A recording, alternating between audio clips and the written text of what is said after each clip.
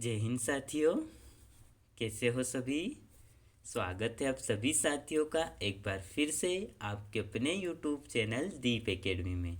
साथियों, मैं दीपक अलावा आप सभी साथियों के सामने एक बार फिर से हाजिर हूँ हिंदी के एक और महत्वपूर्ण टॉपिक के साथ, जिसका नाम है संधि।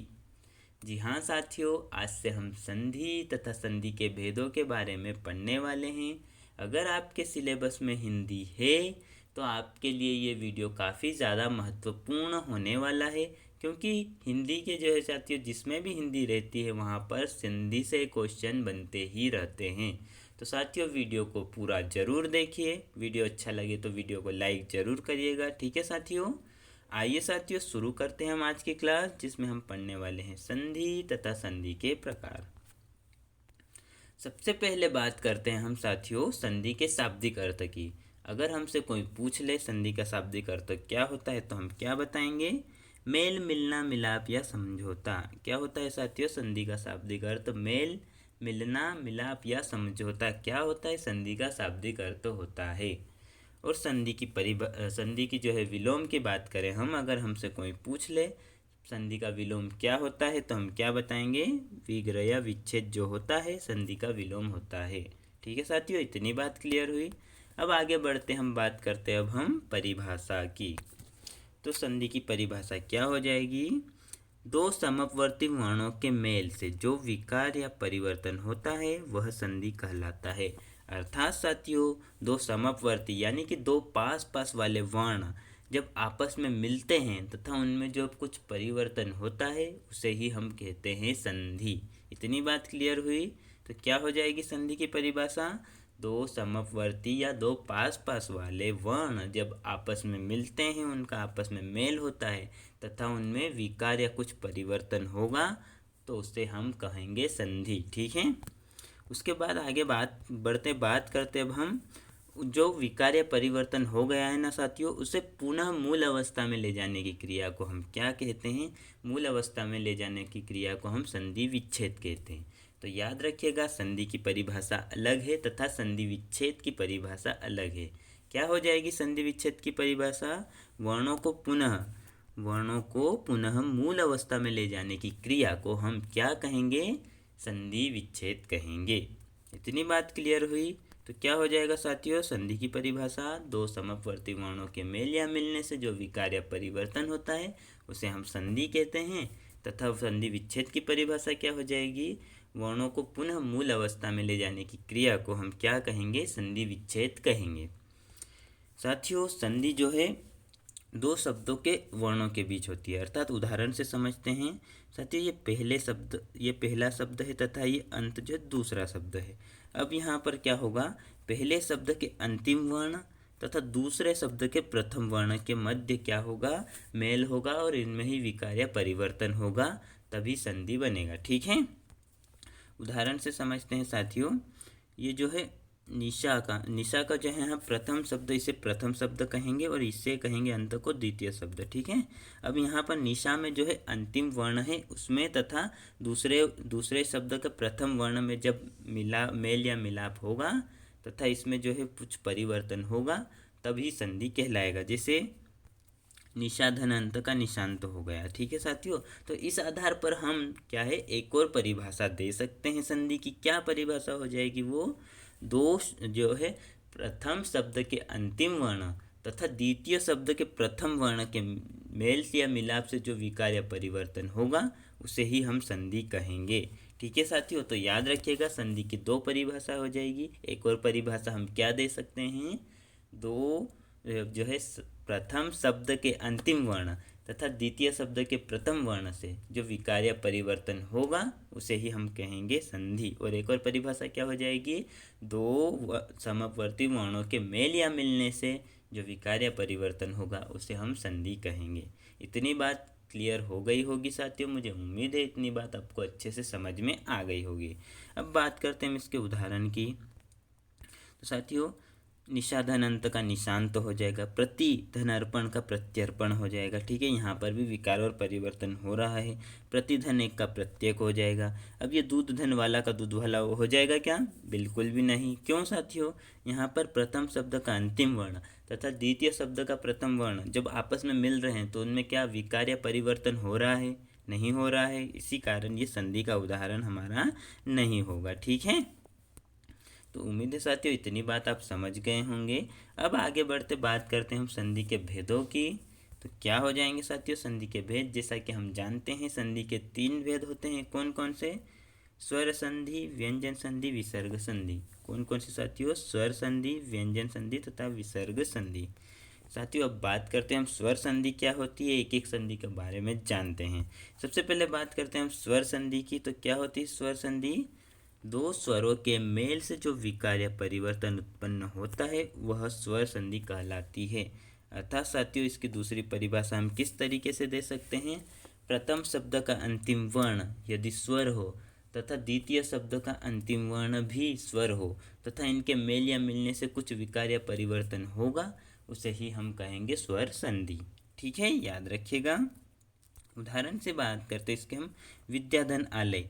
तो साथियों इसका विद्या में देखिए ये घ के साथ क्या है, यहाँ पर आ जुड़ा है, विद्या। ठीक है, धन आलय तो क्या हो जाएगा यहाँ पर?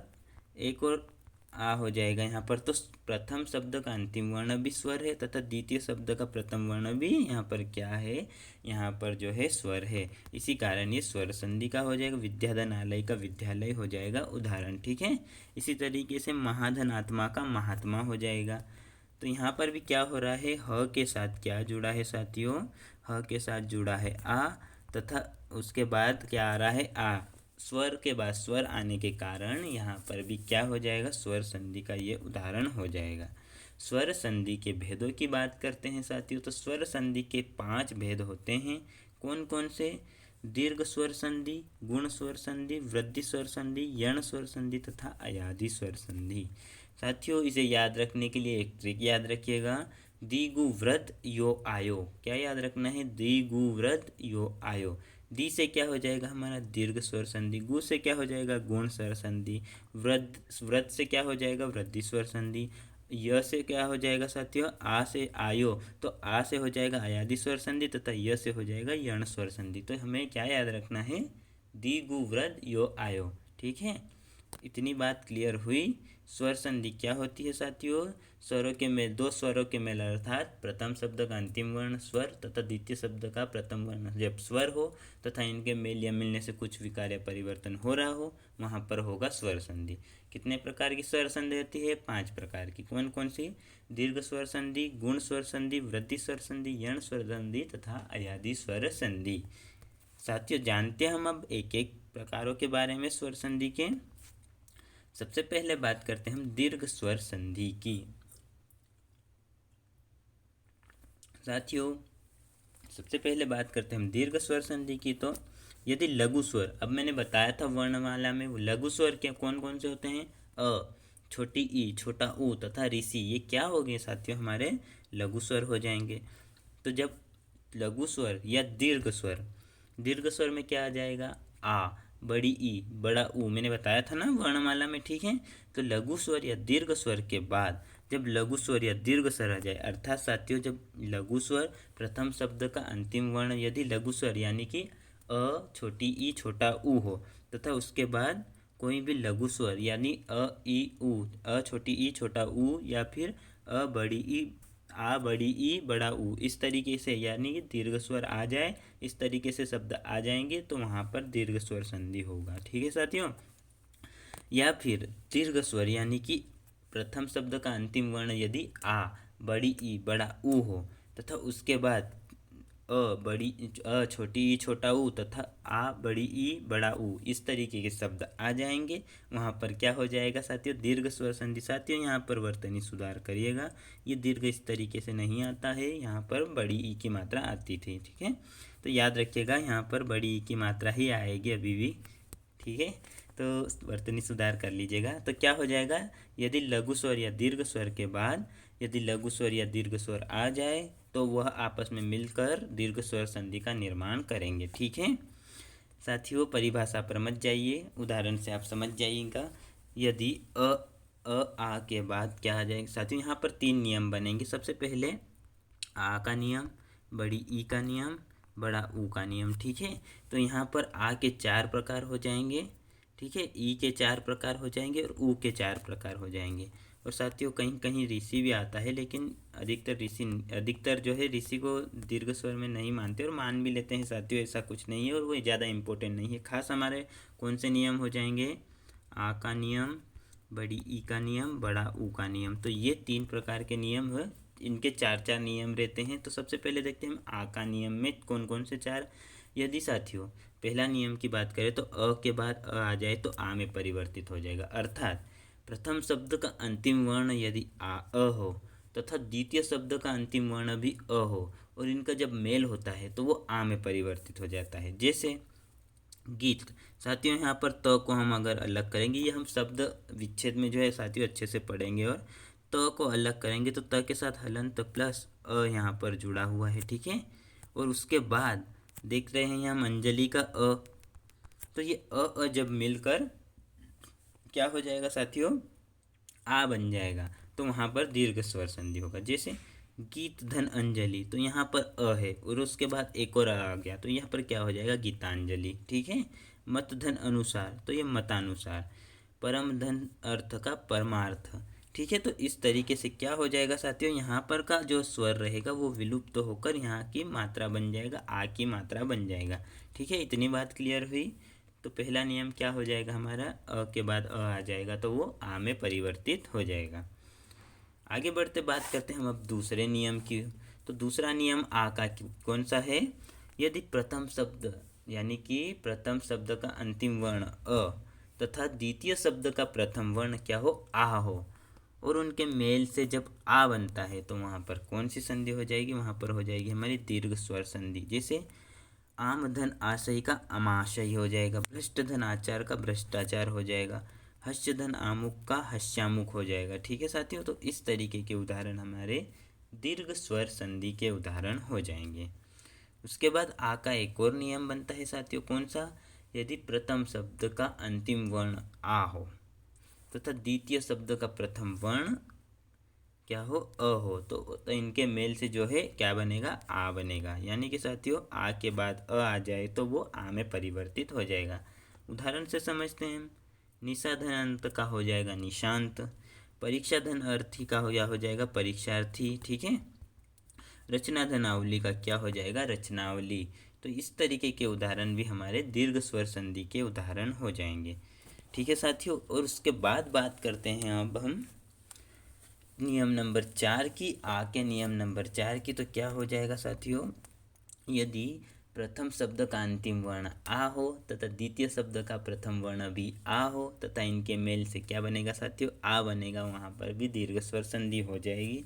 महाधन आशय महाशय, वार्ताधन आलाप का वार्तालाप, महाधन आत्मा का महात्मा।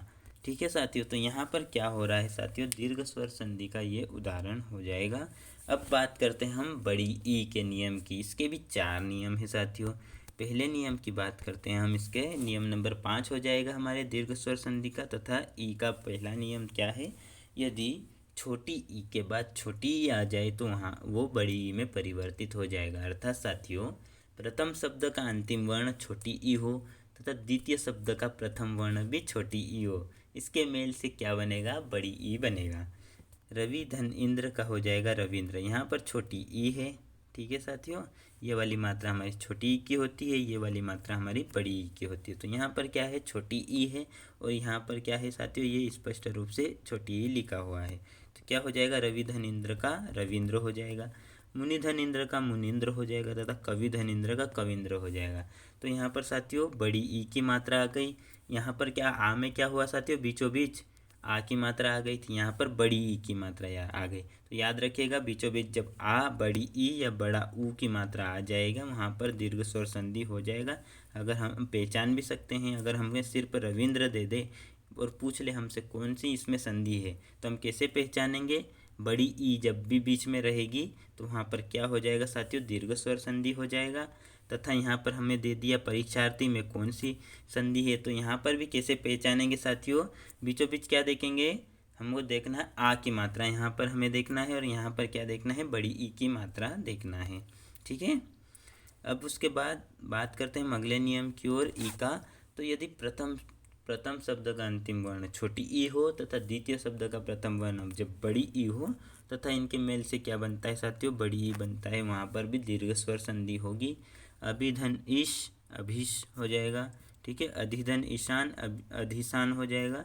प्रतिधन ईशा प्रतिशा हो जाएगा। तो इस तरीके के उदाहरण हमारे दीर्घ स्वर संधि के उदाहरण हो जाएंगे। ई के एक और नियम की बात करें हम, तो यदि प्रथम शब्द का अंतिम वर्ण बड़ी ई हो तथा द्वितीय शब्द का प्रथम वर्ण भी जो है छोटी ई होगा साथियों, तथा इसके मेल से बड़ी ई का निर्माण होगा। ठीक है, जैसे लक्ष्मी धन इच्छा का लक्ष्मी इच्छा हो जाएगा, यति धन इंद्र का यतीन्द्र हो जाएगा। इस तरीके के उदाहरण हमारे दीर्घ स्वर संधि के उदाहरण हो जाएंगे। ठीक है, उसके बाद बात करते हैं हम नियम नंबर 8 की, और ई का नियम नंबर 4 कौन सा, यदि प्रथम शब्द का अंतिम वर्ण बड़ी ई हो तथा द्वितीय शब्द का प्रथम वर्ण भी बड़ी ई हो तथा इसके मेल से बड़ी ई का निर्माण होता है। नारी धन ईश्वर नारीश्वर हो जाएगा। ठीक है, उसके बाद बात करते हैं हम रजनी धन इसका रजनीश हो जाएगा। तो इस तरीके के भी उदाहरण हमारे दीर्घ स्वर संधि के उदाहरण हो जाएंगे। उम्मीद है साथियों आ का नियम और ई का नियम अच्छे से समझ गए होंगे। अब बात करते हैं हम बड़े ऊ के नियम की। तो बड़ा ऊ का नियम क्या कहता है, बड़ा ऊ के नियम में पहला नियम देखते हैं हम, और दीर्घ स्वर संधि का हमारा नौवां नियम जो है, यदि प्रथम शब्द का अंतिम वर्ण छोटा ऊ हो तथा द्वितीय शब्द का प्रथम वर्ण छोटा ऊ हो तथा इसके मेल से क्या बनता है, बड़ा ऊ बनता है, वहाँ पर भी क्या होगा, दीर्घ स्वर संधि के ये भी उदाहरण हो जाएगा। भानुधन उदय का हो जाएगा भानुदय। रूप साथियों र में याद रखिएगा, र में जब इस तरीके से जो है मात्रा लगी हुई तो वहाँ पर याद रखिएगा वहाँ पर छोटा ऊ है, तथा र में क्या है इस तरीके से स्पष्ट रूप से यूँ लगा हुआ रहेगा ना, वहाँ पर क्या हो जाएगा साथियों, वहाँ पर हो जाएगा हमारा बड़ा ऊ। तो याद रखिएगा ये गुरु में यहाँ पर क्या है, ये छोटा ऊ लगा हुआ है, और उसके बाद क्या है साथियों यहाँ पर उपदेश। ठीक है, उसके बाद ये गुरु उपदेश में देखिए यहाँ पर ये र बना है ना, इसमें जो है बड़ा ऊ लगा है। तो याद रखिएगा र के नियम में ये हम पढ़ेंगे और आगे से अच्छे से, लेकिन अभी इतनी बात याद रखिएगा कि जब छोटा ऊ लगता है तो रू कैसा रहता है, और बड़ा ऊ लगता है तो रू कैसा बन जाता है। ठीक है, उसके बाद बात करते हैं हम अब नियम नंबर 10 की। तो यदि प्रथम शब्द का अंतिम वर्ण क्या हो जाएगा, छोटा ऊ तथा द्वितीय शब्द का प्रथम वर्ण बड़ा ऊ हो जाएगा, तो वहाँ पर भी बड़ा ऊ बन जाएगा। जैसे सिंधुधर उर्मी का हो जाएगा सिंधुर्मी। ठीक है, लघुधन उष्मा का हो जाएगा धातुधन उष्मा का क्या हो जाएगा, धातुष्मा हो जाएगा। ठीक है, तो इस तरीके के उदाहरण हमारे क्या हो जाएंगे, दीर्घ स्वर संधि के उदाहरण हो जाएंगे। ऊ के अगले नियम की बात करें, ऊ के तीसरे नियम की बात करें हम, तो प्रथम शब्द का अंतिम वर्ण जो क्या होगा, बड़ा ऊ होगा, तथा द्वितीय शब्द का प्रथम वर्ण छोटा ऊ होगा, इसके मेल से क्या बनेगा, बड़ा ऊ बनेगा। भूधन ऊपरी का हो जाएगा भूपरी। ठीक है, इसी तरीके से नियम नंबर 12वां देखते हैं। तो नियम नंबर में क्या है, ऊ के बाद ऊ आ जाएगा तो बड़े ऊ में, अर्थात साथियों क्या हो जाएगा, बड़े ऊ के बाद बड़े ऊ, यानी प्रथम शब्द का अंतिम वर्ण बड़ा ऊ हो तथा द्वितीय शब्द का प्रथम वर्ण जो है बड़ा ऊ हो, इनके मेल से क्या होगा, बड़ा ऊ का निर्माण होगा। ठीक है, वधुधन उर्मी का हो जाएगा वधुर्मी। तो इस तरीके के उदाहरण हमारे दीर्घ स्वर संधि के उदाहरण हो जाएंगे। और इनकी पहचान क्या बताई थी साथियों, जो है वाक्य के बीच में आ की मात्रा आएगा, बड़ी ई की मात्रा आएगी तथा बड़े ऊ की मात्रा आएगी। तो हम पहचान सकते हैं कि यहाँ पर कौन सी संधि है, वहाँ पर होगी साथियों दीर्घ स्वर संधि। ठीक है साथियों, उम्मीद है साथियों इतनी बात क्लियर हो गई होगी। आगे बढ़ते अब बात करते हैं हम गुण स्वर संधि की। ठीक है, तो साथियों बात करते हैं अब हम गुण स्वर संधि की। तो क्या होती है इसकी परिभाषा देखते हैं। दो असमान स्वरों के मेल से बने नए स्वरों को हम गुण स्वर संधि कहते हैं। अर्थात साथियों दो असमान स्वर आपस में जब मिलते हैं तो उससे गुण स्वर संधि कहती है। लेकिन इसकी पहचान क्या है, यहाँ पर ए तथा ओ की मात्रा आएगी तभी होगा गुण स्वर संधि। क्या होगा, ए तथा ए यानी कि एक मात्रा, ओ यानी कि इस तरीके की मात्रा जब आएगी वहाँ पर क्या होगा, हमारा गुण स्वर संधि होगा। ठीक है। इसके नियम नंबर 1 की बात करें तो प्रथम शब्द का अंतिम वर्ण अ तथा द्वितीय शब्द का प्रथम वर्ण जब ई आपस में मिलते हैं तो ए का निर्माण करते हैं, अर्थात इस मात्रा का निर्माण करेंगे। जैसे भारत धन इंद्र का भारतेंद्र हो जाएगा। ठीक है। पुष्प धन इंद्र का पुष्पेंद्र हो जाएगा। तो इस तरीके से हम कह सकते हैं कि यह नियम नंबर 1 का पालन कर रहा है। तो ये किसका उदाहरण हो जाएगा, गुण स्वर संधि का उदाहरण हो जाएगा। नियम नंबर 2 कहता है यदि अ के बाद बड़ी ई आ जाए तो तब भी क्या होगा, ए में परिवर्तित होगा। यानी कि याद रखिए साथियों, जब भी अ के बाद छोटी ई या बड़ी ई कोई भी आ जाए तो ए ही बनेगा। ठीक है। यहाँ पर एक नियम में भी कर सकते थे लेकिन अलग अलग पढ़ना हमारे लिए उचित होगा। ठीक है। तो क्या हो जाएगा, प्रथम शब्द का अंतिम वर्ण अ हो तथा द्वितीय शब्द का प्रथम वर्ण जब ई हो या फिर बड़ी ई हो तो वो ए में परिवर्तित हो जाएगा। इस तरीके से भी हम कह सकते हैं। ठीक है। दूसरे नियम के उदाहरण की बात करें हम तो अपधन इसका अपेक्षा हो जाएगा, अपधन इच्छा का अपेक्षा हो जाएगा। ठीक है। नरधन ईश का नरेश हो जाएगा। तो यहाँ पर क्या हो जाएगा साथियों, ये वाले स्वर तो विलुप्त हो जाएगा तथा ये मात्रा में परिवर्तित हो जाएगा। आगे वाले स्वर जो है आगे वाले वर्ण में मात्रा जुड़ जाएगी। तो याद रखिएगा नियम नंबर 1 और 2 में क्या होगा, ए बनेगा। ठीक है। अब जो है आ जाए, यदि प्रथम शब्द का जो है अंतिम वर्ण आ हो तथा द्वितीय शब्द का प्रथम वर्ण ई हो तो तब मेल होगा, वहाँ पर भी ए का जो है ए का निर्माण होगा। राजा धन इंद्र का राजेंद्र हो जाएगा। ठीक है। महाधन इंद्र का महेंद्र हो जाएगा। तो इस तरीके के उदाहरण हमारे किसके उदाहरण हो जाएंगे, गुण स्वर संधि के उदाहरण हो जाएंगे। नियम नंबर 4 की बात करते हैं हम तो यहाँ पर क्या होगा, आ के बाद बड़ी ई आ जाए तब भी ए में परिवर्तित होगा। अर्थात साथियों यदि प्रथम शब्द का अंतिम वर्ण अ या आ हो तथा द्वितीय शब्द का प्रथम वर्ण ई या बड़ी ई या छोटी ई हो तो वो ए में ही परिवर्तित होगा। ठीक है साथियों, ये 4 प्रकार के नियम हो गए लेकिन ये नियम एक ही है, किसका, ए का नियम ही है। ए के नियम भी 4 प्रकार के, जैसे हमने आ के पढ़े थे इसी तरीके से यहाँ पर क्या है, ए के भी 4 नियम है। तो चौथा नियम क्या है ए का, आ के बाद बड़ी ई आ जाए तब भी ए में परिवर्तित होगा। महाधन ईश्वर का महेश्वर हो जाएगा, उमाधन ईश का उमेश हो जाएगा। ठीक है साथियों, तो उम्मीद है साथियों इतनी बात क्लियर हो गई होगी। बात करते हैं अब ओ के नियम की। ठीक है। तो ओ के भी 4 नियम है। जिस तरीके से हमने ए के 4 नियम देखे थे उस तरीके से हम ओ के भी 4 नियम देखते हैं। तो ओ का पहला नियम कौन सा है और गुण स्वर संधि का 5वां नियम कौन सा हो जाएगा, अ के बाद उ आ जाए तो वो ओ में परिवर्तित हो जाएगा। अर्थात साथियों प्रथम शब्द का अंतिम वर्ण अ हो, द्वितीय शब्द का प्रथम वर्ण उ हो, आपस में जब मेल होगा तो वो ओ में परिवर्तित होगा। ज्ञान धन उदय का ज्ञानोदय, प्राप्त धन जो है उदय का प्राप्तोदय। तो इस तरीके के उदाहरण हमारे गुण स्वर संधि के उदाहरण हो जाएंगे। ठीक है। इसके बाद अगला नियम बढ़ते हैं, हम आगे बढ़ते हैं तो अब बात करते हैं हम यदि प्रथम शब्द का अंतिम वर्ण अ हो तथा उसके बाद उ आ जाए, द्वितीय शब्द का प्रथम वर्ण बड़ा उ आ जाए और जब इनका आपस में मेल होगा तो वो ओ में परिवर्तित होगा। सूर्य धन उष्मा का सूर्योष्मा हो जाएगा, जल धन उर्मी का जलोर्मी हो जाएगा। ये उदाहरण हमारे गुण स्वर संधि के हो जाएंगे। फिर नियम नंबर 7 की बात करें हम तो प्रथम शब्द का अंतिम वर्ण आ हो तथा द्वितीय शब्द का प्रथम वर्ण उ हो तथा इनके आपस में मेल से ओ बनेगा। महाधन उत्सव का महोत्सव हो जाएगा, गंगाधन उदय का गंगोदय हो जाएगा। हमारा ये उदाहरण जो है गुण स्वर संधि का हो जाएगा। उसके बाद नियम नंबर 8 की बात करते हैं हम तो आ के बाद उ आ जाए तो वो ओ में परिवर्तित, यहाँ पर बड़ा उ आता साथियों, आ के बाद जब बड़ा उ आ जाएगा तो वहाँ पर जो है ओ में परिवर्तित हो जाएगा, सुधार कर लीजिएगा। गंगाधन उदय का गंगाधन उर्मी का गंगोर्मी हो जाएगा, महाधन उष्मा का महोष्मा हो जाएगा। तो इस तरीके के उदाहरण हमारे गुण स्वर संधि के उदाहरण हो जाएंगे। ठीक है। गुण स्वर संधि के नियम नंबर 9 की बात करें हम तो प्रथम शब्द का अंतिम वर्ण यदि अ हो तथा द्वितीय शब्द का प्रथम वर्ण यदि जो है ऋषि हो तो वो अर में परिवर्तित हो जाएगा। जैसे देवधन ऋषि का देवर्षि हो जाएगा, अर आ जाएगा साथियों, यहाँ पर देवर्षि हो जाएगा। सप्तधन ऋषि का सप्तर्षि हो जाएगा। ठीक है। इस तरीके के उदाहरण हमारे गुण स्वर संधि के उदाहरण हो जाएंगे। तथा नियम नंबर 10 की बात करते हैं हम। प्रथम शब्द का अंतिम वर्ण अ हो तथा द्वितीय शब्द का प्रथम वर्ण जो है ऋषि हो तो इनके मेल से भी अर का निर्माण होगा। जैसे महाधन ऋषि का महर्षि हो जाएगा, ठीक है।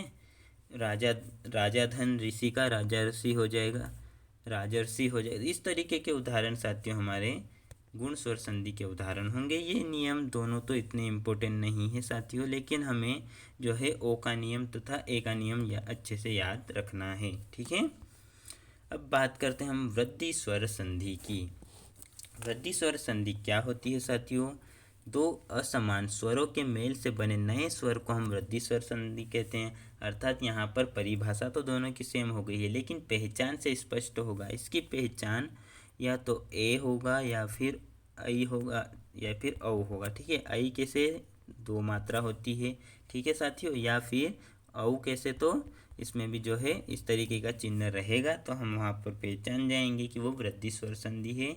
जैसे इसका पहला नियम देखते हैं साथियों हम।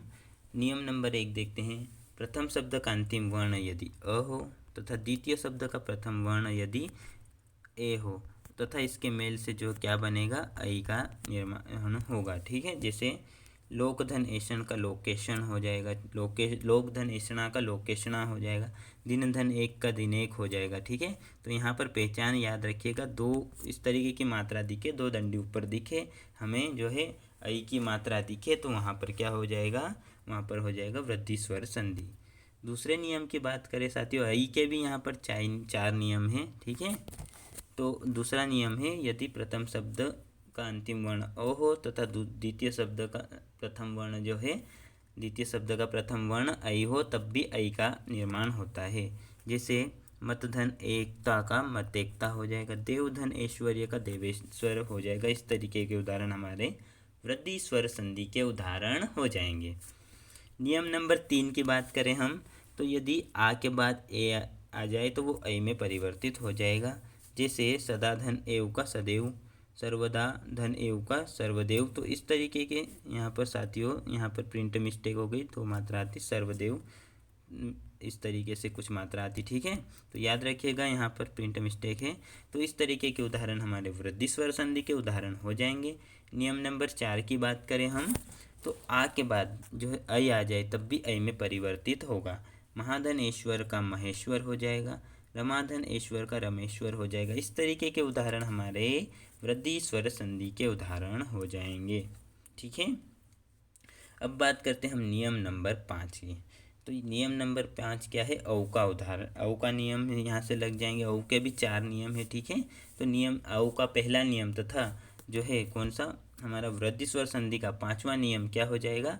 अ के बाद ओ आ जाए तो वो औ में परिवर्तित हो जाएगा। जैसे परमधम ओजस्वी का हो जाएगा परमोजस्वी, ठीक है। जलधन ओ का हो जाएगा जलो।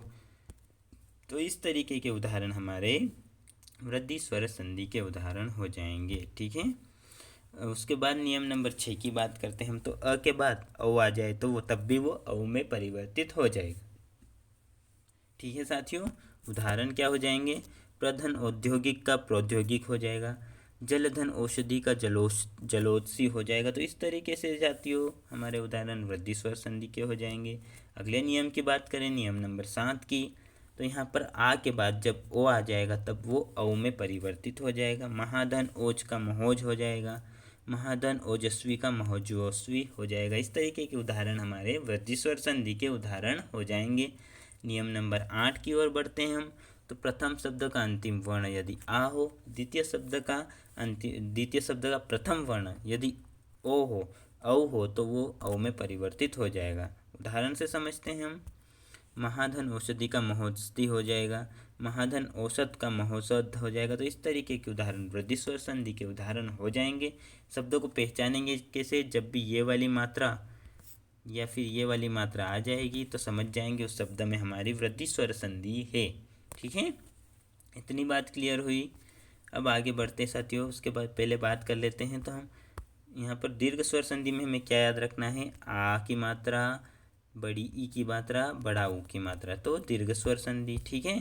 गुण स्वर संधि में क्या याद रखना है? ए की मात्रा, और ओ की मात्रा, ठीक है। आ जाए तो गुण स्वर संधि तथा वृद्धि स्वर संधि में क्या याद रखना है, ऐ की मात्रा और औ की मात्रा जब आ जाए तो वहाँ पर वृद्धि स्वर संधि होगा। अब बात करते हैं हम यण स्वर संधि की, ठीक है साथियों। यण स्वर संधि की ओर बढ़ते हैं अब हम। इसकी परिभाषा हो जाएगी, दो असमान स्वरों के मेल से बने नए स्वर को हम यण स्वर संधि कहते हैं। ये परिभाषा तो सेम रहेगी। इसकी पहचान ऐ आई औ औ होगी, तब वहाँ पर यण स्वर संधि होगा, ठीक है। उदाहरण से इसके नियम से अच्छे से समझते हैं हम साथियों। यदि नियम नंबर 1 की बात करें तो यदि प्रथम शब्द का अंतिम वर्ण छोटी यू हो तथा द्वितीय शब्द का प्रथम वर्ण अ हो तो वहाँ पर य हो जाएगा, ठीक है साथियों। उदाहरण से देखते हैं, प्रतिधन अर्पण तो प्रत्यर्पण। और याद रखिएगा यहाँ पर य के आगे जो भी लगा हुआ है ना वो हमेशा आधा बन जाएगा, ठीक है। वहाँ से स्वर पूरी तरीके से हट जाएगा, वो आधा बन जाएगा। देखिए प्रतिधन अर्पण में प्रत्यर्पण में क्या हो गया, यहाँ पर त आधा बन गया। अतिधन अल्प में ये त वाला जो है यहाँ पर आधा बन जाएगा, जब इनका मेल होगा तो वो आधा बन जाएगा। देखिए अतिधन अल्प का अत्यल्प हो जाएगा। तो इस तरीके के उदाहरण हमारे क्या हो जाएंगे, यण स्वर संधि के उदाहरण हो जाएंगे। अब यदि ई के बाद आ जाए तो या में, अ आ जाए तो य में, आ जाए तो या में, ऊ आ जाए तो यू में, बड़ा ऊ आ जाए तो बड़े यू में। तो इस तरीके से हमारे जो है नियम 4 हो जाएंगे, य के नियम कह सकते हैं इसे हम, ठीक है। इसके बाद और आएंगे आगे य के नियम। तो ये 4 नियम पहले कौन से, आ जाएगा तो वो य में हो जाएगा, आ जाएगा। दूसरा नियम देखते हैं हम, यदि आ जाए यानी कि प्रथम शब्द का अंतिम वर्ण तो छोटा ही रहेगा, लेकिन द्वितीय शब्द का प्रथम वर्ण क्या हो जाएगा, आ जाए, वहाँ पर या हो जाएगा। अतिधन आवश्यक का अत्यावश्यक, और आधा तो जरूर आएगा उसके, य के पहले आधा बन जाएगा, ठीक है। अतिधनाचार का अत्याचार हो जाएगा। तो इतनी बात समझ रहे होंगे साथियों आप। तीसरे नियम की बात करें तो ऊ आ गया यहाँ पर, तो ये यू हो जाएगा। देखिए प्रतिधन उपकार का प्रत्युपकार हो जाएगा, ठीक है। अतिधम उत्तम का अत्युत्तम हो जाएगा। तो इस तरीके के उदाहरण हमारे यण स्वर संधि के उदाहरण हो जाएंगे, ठीक है। यदि ई के बाद बड़ा ऊ आ जाएगा तो वो बड़े यू में परिवर्तित हो जाएगा, ठीक है। जैसे निधन ऊन का न्यून हो जाएगा, प्रतिधन ऊह का प्रत्यूह हो जाएगा। तो इस तरीके के उदाहरण यण स्वर संधि के उदाहरण हो जाएंगे, ठीक है साथियों। इतनी बात क्लियर हुई। अब बात करते हैं, आगे बढ़ते हैं हम। यदि ई के बाद ए आ जाए तो वो ये में, ठीक है। ई के बाद ए आ जाए तो वो ये में हो जाएगा, ठीक है। प्रतिधन एक का प्रत्येक हो जाएगा, अधिधन ऐषणा का अध्येषणा हो जाएगा, और इसके आगे वाला शब्द आधा हो जाएगा, ठीक है। याद रखिएगा यह के आगे कुछ आधा शब्द आया तो आग बंद करके कौन सी संधि लगानी है, हमें लगानी है यण स्वर संधि, ठीक है। नियम नंबर 6 बात करते हैं हम, नियम नंबर 6 की अब। तो यदि प्रथम शब्द का अंतिम वर्ण बड़ी ई तथा द्वितीय शब्द का प्रथम वर्ण अ हो तब वहाँ पर यह हो जाएगा, ठीक है। अब यहाँ पर छोटी ई या बड़ी ई आगे कुछ भी आ जाए उसके बाद अ हो तो वो य में ही परिवर्तित होगा, ठीक है। आ हो तो या में परिवर्तित होगा, ऊ हो तो यू में, बड़ा ऊ हो तो बड़े यू में। इस तरीके से हो जाएगा हमारे य के नियम में, ठीक है। तो क्या हो जाएगा इसका साथियों उदाहरण, देवी, यहाँ पर बड़ी ई आ गया, उसके बाद अ आ गया तो ये य में हो जाएगा, और यहाँ पर भी आधे वाला तो जो है आगे वाला आधा हो जाएगा, देव्यर्पण हो जाएगा। देवी धन अर्थ का देवर्थ हो जाएगा। तो इस तरीके के उदाहरण यण स्वर संधि के उदाहरण हमारे हो जाएंगे, ठीक है। नियम नंबर 7 की बात करें हम यण स्वर संधि के, तो क्या है, बड़ी ई के बाद आ जाए तो वो या में परिवर्तित हो जाएगा। देवधन आलय का देव्यालय हो जाएगा। सखी धन आगत का क्या हो जाएगा, सख्यागत हो जाएगा। उसके आगे वाला क्या हो जाएगा, आधा हो जाएगा, तथा ये वाला जो है आ या में परिवर्तित हो जाएगा। इसी तरीके से 8वें नियम की बात करें हम तो क्या हो जाएगा साथियों, यहाँ पर बड़ी ई के बाद ऊ आ जाएगा तो वो यू में परिवर्तित हो जाएगा। देवी धन उत्ता देवयुक्त हो जाएगा। नाविधन उचित का नाव्युचित हो जाएगा। साथियों यहाँ पर बड़ा ऊ आता तो यहाँ पर बड़ा ऊ हो जाता। इतनी बात तो क्लियर हो गई होगी साथियों आपको। उम्मीद है 8 नियम तक कोई प्रॉब्लम नहीं यण स्वर संधि के। अब बात करते हैं हम 9वें नियम की। तो यदि प्रथम शब्द का अंतिम वर्ण छोटा ऊ हो तथा द्वितीय शब्द का प्रथम वर्ण अ हो तो वो व में परिवर्तित हो जाएगा। तनुधन अंग का तनुधन अंगी का तनवंगी हो जाएगा, थे तनवंगी। तो यहाँ पर ये वाला तो आधा हो जाएगा और उसके बाद व हो जाएगा, ठीक है। ऊ के बाद अ आएगा तो व हो जाएगा, तथा ई के बाद अ आएगा तो वो य में परिवर्तित हो जाएगा। तो यहाँ पर क्या याद रखना है, य और व से हम याद रख सकते हैं साथियों। इसके आगे कुछ आ जाए तथा इसके आगे कुछ भी आधा शब्द आ जाए और य और व हो शब्द में, तो वहाँ पर हम आँख बंद करके यण स्वर संधि लगा सकते हैं। ठीक है। नियम नंबर 10 की बात करें, प्रथम शब्द का अंतिम वर्ण छोटा ऊ हो तथा द्वितीय शब्द का प्रथम वर्ण आ हो तथा इनके मेल से क्या बनता है, वा बनता है और वा के आगे कुछ आधा शब्द हो जाएगा, जैसे सु धन आगत का स्वागत हो जाएगा। ठीक है। इस तरीके के उदाहरण हमारे यण स्वर संधि के उदाहरण हो जाएंगे। अब नियम नंबर 11 की बात करें हम, यण स्वर संधि थोड़ा बड़ा है साथियों। ठीक है। नियम नंबर 11 की बात करें हम, तो ऊ के बाद ए आ जाए तो वो वे में परिवर्तित हो जाएगा, जैसे अनुधन ऐषणा, तो ऊ के बाद ए आ गया साथियों यहाँ पर, तो वे के आगे वाला तो आधा हो जाएगा, अनुधन क्या हो जाएगा, अन्वेषणा हो जाएगा। ठीक है। अनुधन ऐशक का अन्वेषक हो जाएगा। इस तरीके के उदाहरण हमारे यण स्वर संधि के उदाहरण हो जाएंगे। अब नियम नंबर 12 की ओर बढ़ते हैं। तो नियम नंबर 12 क्या कहता है हमारा, यदि छोटे ऊ के बाद ओ आ जाए तो वो में परिवर्तित हो जाएगा। अर्थात साथियों, प्रथम शब्द का अंतिम वर्ण छोटा ऊ हो तथा द्वितीय शब्द का प्रथम वर्ण ऊ हो तो वो में परिवर्तित हो जाएगा। गुरुधन ओदन का गुरुओदन हो जाएगा, गुरुधन ओदक का गुरुओदक हो जाएगा। इस तरीके के उदाहरण हमारे यण स्वर संधि के उदाहरण हो जाएंगे। अब बड़ा ऊ की बात करें, यदि प्रथम शब्द का अंतिम वर्ण बड़ा ऊ हो तथा द्वितीय शब्द का प्रथम वर्ण आ हो तो वो वा में परिवर्तित हो जाएगा। वधुधन आगमन का वध्यागमन हो जाएगा। इसी तरीके से 14वां नियम देखते हैं हम, ऊ का नियम, तो बड़े ऊ के बाद बड़ी ई आ जाएगा तो वो वी में परिवर्तित हो जाएगा। पूधन, यहाँ पर बड़ी ई आता साथियों, पूधन इत्र का पवित्र हो जाएगा।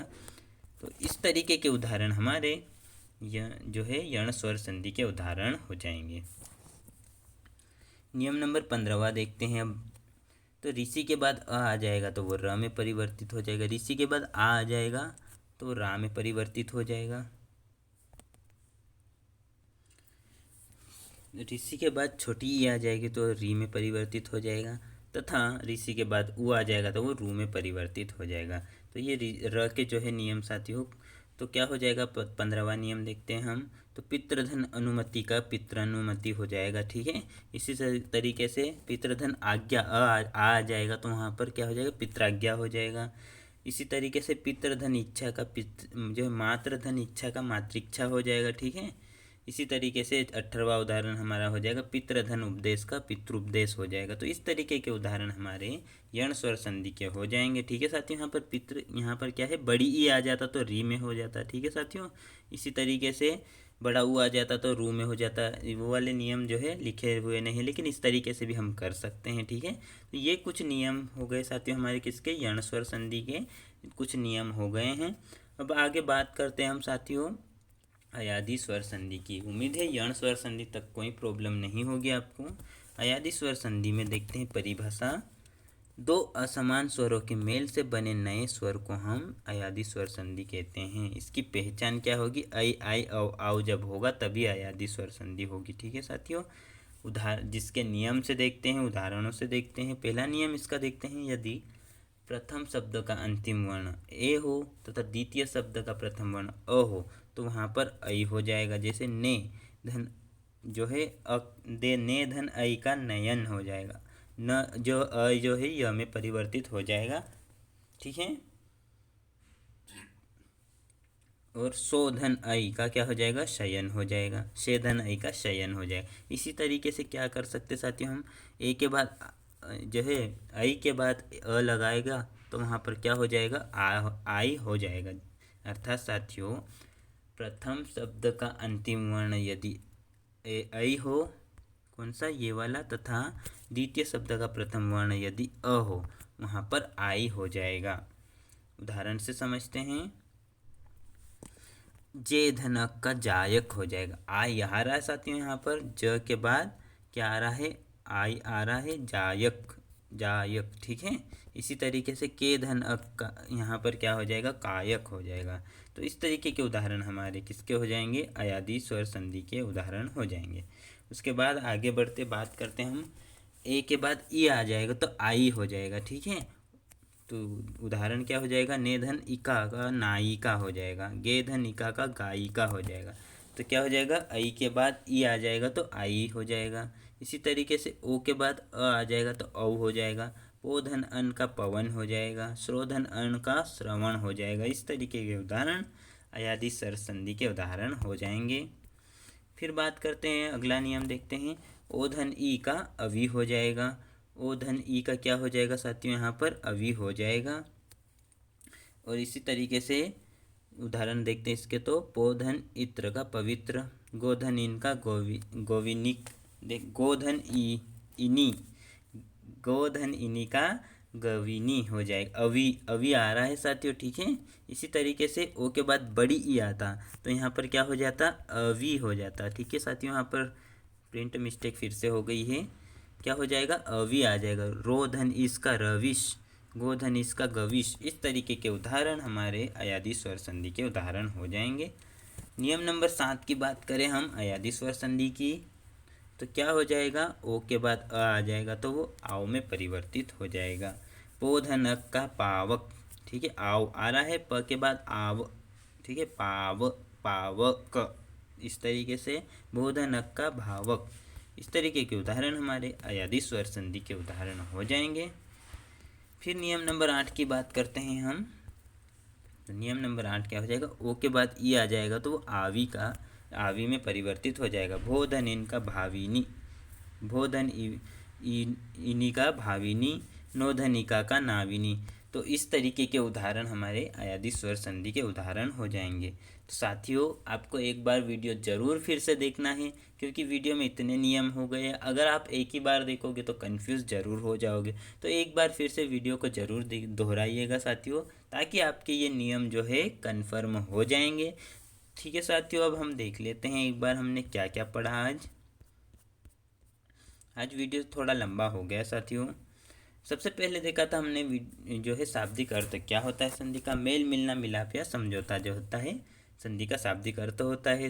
मैं विलोम की बात करूँ तो विग्रह या विच्छेद जो है विलोम शब्द हो जाएंगे किसके, संधि के, ठीक है। संधि की परिभाषा क्या हो जाएगी, दो समापवर्ती वर्णों के मेल या मिलने से जो विकार या परिवर्तन होता है उसे हम संधि कहते हैं। संधि की जो है एक और परिभाषा क्या हो जाएगा, प्रथम शब्द का अंतिम वर्ण तथा द्वितीय शब्द के प्रथम वर्ण में जब मेल होता है तथा इसमें कुछ विकार या परिवर्तन होगा उसे ही हम संधि कहेंगे। संधि विच्छेद की परिभाषा क्या हो जाएगी, वर्णों को पुनः मूल अवस्था में ले जाने की क्रिया को हम संधि विच्छेद कहेंगे। ठीक है, कितने प्रकार की होती है, 3 प्रकार की। कौन कौन से, स्वर संधि, व्यंजन संधि, विसर्ग संधि।